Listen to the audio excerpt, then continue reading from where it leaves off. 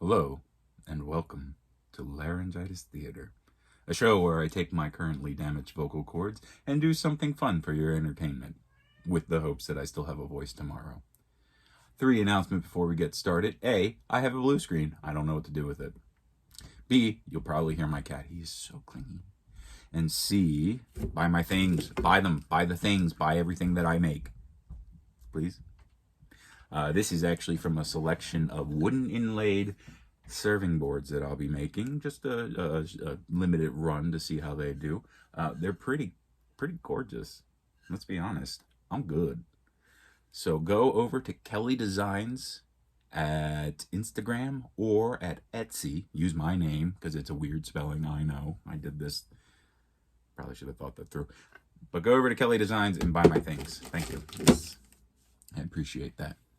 Today, on Laryngitis Theater, I'm going to be destroying my voice for you by reading Edgar Allan Poe's tale of woe, regret, and terror, The Raven. I hope that you enjoy, and leave comments, likes, or buy things from me to show your appreciation. Thank you. Once upon a midnight dreary, while I pondered, weak and weary, over many a quaint and curious volume of forgotten lore, while I nodded, nearly napping, suddenly there came a tapping, as if someone gently rapping at my chamber door.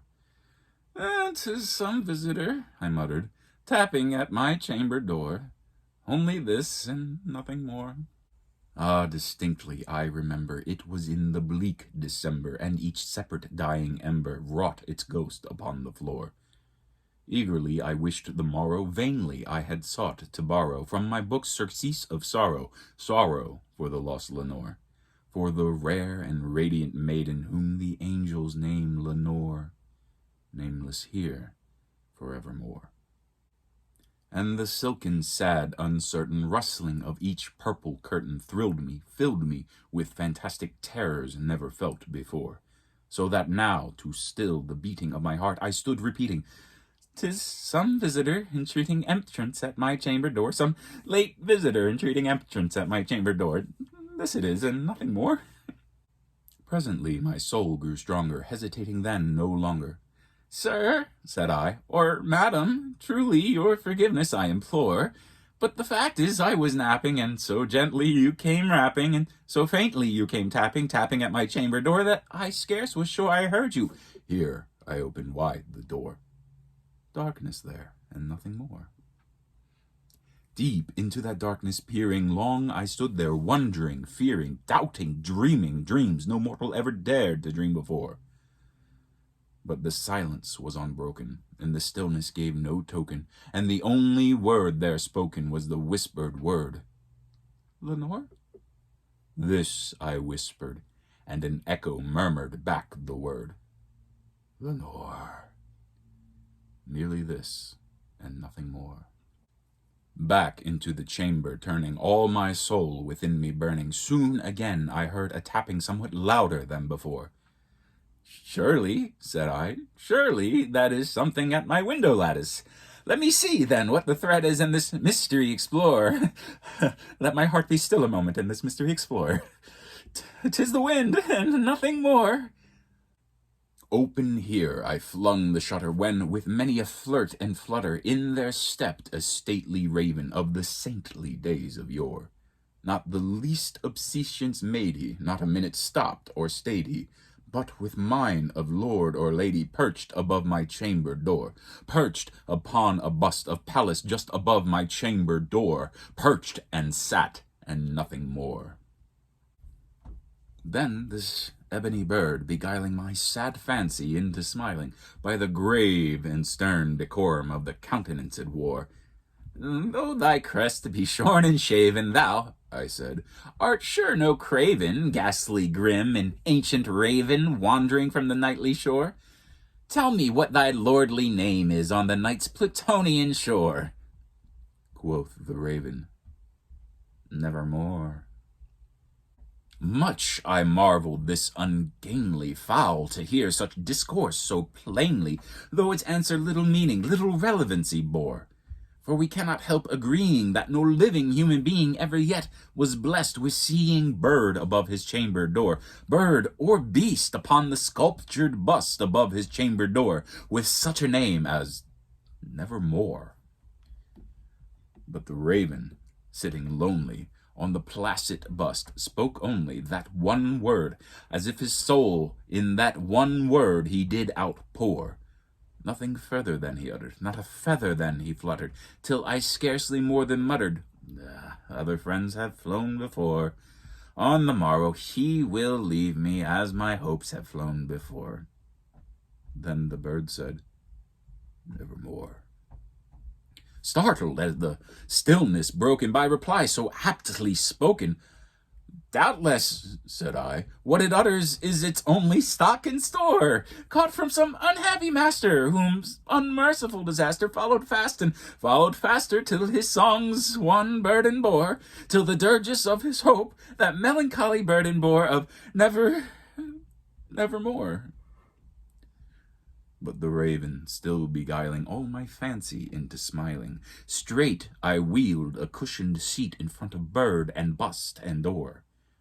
Then upon the velvet sinking, I betook myself to linking fancy unto fancy, thinking what this ominous bird of yore, what this grim, ungainly, ghastly, gaunt, and ominous bird of yore meant in croaking nevermore.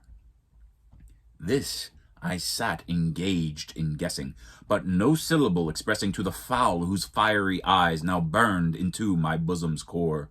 This and more I sat divining, with my head at ease, reclining on the cushion's velvet lining that the lamplight gloated o'er, but whose velvet violet lining with the lamplight gloating o'er she shall press, oh, nevermore. Then, methought, the air grew denser, perfumed by an unseen censer, swung by seraphim whose footfalls tinkled on the tufted floor. Wretch, I cried, thy God hath lent thee, by these angels he hath sent thee, respite, and nepenthe from thy memories of Lenore. Quaff, oh quaff this kindly nepenthe, and forget this lost Lenore. Quoth the raven, nevermore. Prophet, said I, thing of evil, prophet still, if bird or devil, whether tempter sent or whether tempest toss thee here ashore, desolate yet all undaunted, on this desert land enchanted, on this home by horror haunted, tell me, truly I implore, is there balm in Gilead? Tell me, I implore.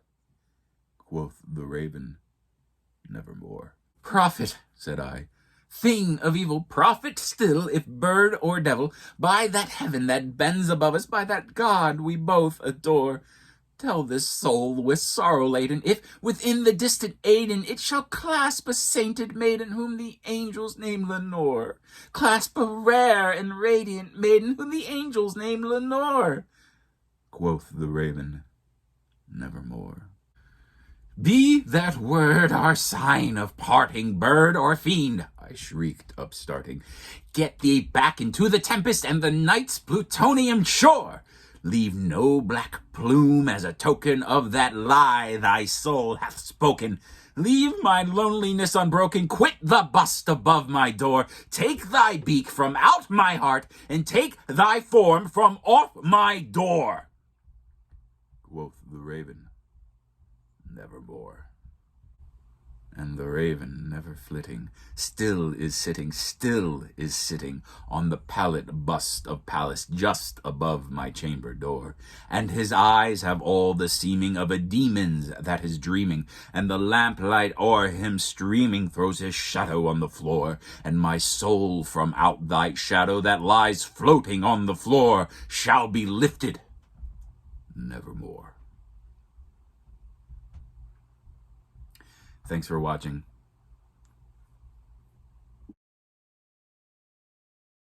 By that heaven that bends above, I'm going to be destroying my voice.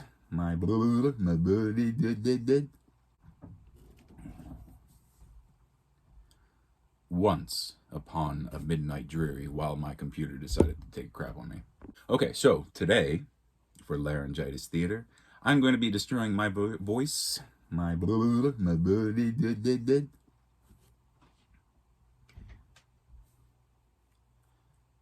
I'm going to be destroying my voice. Today, on Laryngitis Theater, I'm going to be destroying my voice for you by reading Edgar Allan Poe's tale of woe, regret, and terror, The Raven. I hope that you enjoy, and leave comments, likes, or buy things from me to show your appreciation. Thank you. Once upon a midnight dreary while my computer decided to take a crap on me. Probably pretty damaged vocal cords. Oh my god, Mose, you're killing me.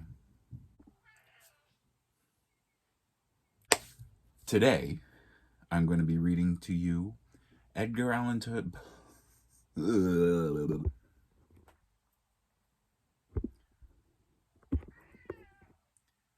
Mose, stop it.